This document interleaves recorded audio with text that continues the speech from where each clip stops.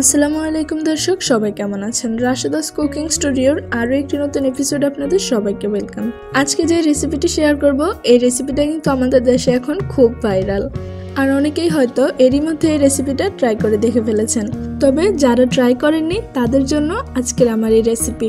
এরকম লোভনীয় এবং জিভে জল আনা রেসিপিটা আপনারা যারা ট্রাই করেননি আজকেই ট্রাই করে দেখবেন। আশা করছি আপনাদের কাছেও অনেক ভালো লাগবে। আর ভালো লাগলে কিন্তু আমাদের চ্যানেলটি সাবস্ক্রাইব করতে ভুলবেন না। তো চলুন আর কথা না বাড়িয়ে লোভনীয় রেসিপিটা ঝটপট দেখে নেওয়া যাক।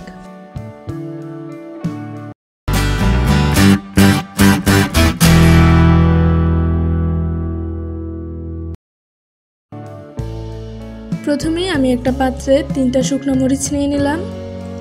স্বাদমতো লবণ দিয়ে আমি মরিচগুলোকে একদম কচলে নিব।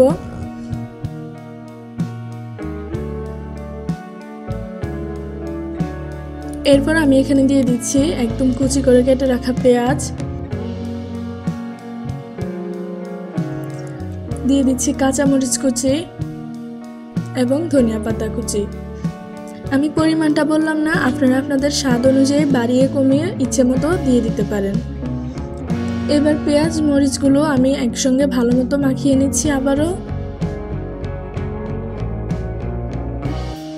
এরপর আমি এখানে দিয়ে দিচ্ছি শসা কুচি আর দিয়ে দিব সামান্য বিট লবণ, কিছুটা লেবুর রস দিয়ে দিচ্ছি।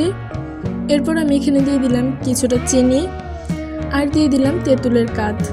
আপনাদের হাতের কাছে যদি তেঁতুল চাটনি থাকে অবশ্যই তেঁতুল চাটনি দিয়ে দিবেন। এরপর দিয়ে দিলাম 1/2 চা চামচ পরিমাণ সরষে বাটা।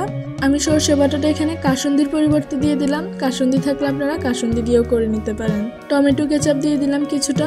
ব্যাস, এবার সবকিছু মাখিয়ে নিলে কিন্তু মশলাটা আমাদের একদম রেডি। এরপর আমি এখানে ডিম সেদ্ধ করে নিয়েছি 6টা। ডিমটাকে আমি মাঝখান থেকে একটু কেটে নিচ্ছি। ডিমটাকে সুন্দরভাবে সেদ্ধ করার জন্য সেদ্ধ করার সময় কিছুটা সিরকা এবং কিছুটা লবণ দিয়ে দিবেন, তাহলে খুব সুন্দরভাবে কিন্তু ডিমটা সেদ্ধ হয়ে যায়। তো মাঝখান থেকে ডিমগুলো কেটে নেওয়ার পর আমি এই পুরটা দিয়ে দিব।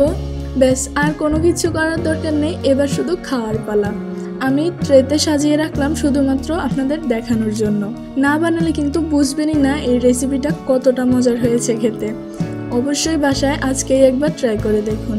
আর রেসিপিটা কেমন লাগলো আমাকে অবশ্যই কমেন্ট করে জানাবেন। তো আজকের ভিডিওটা এখানেই শেষ করছি। সবাই ভালো থাকুন, সুস্থ থাকুন। আল্লাহ হাফেজ।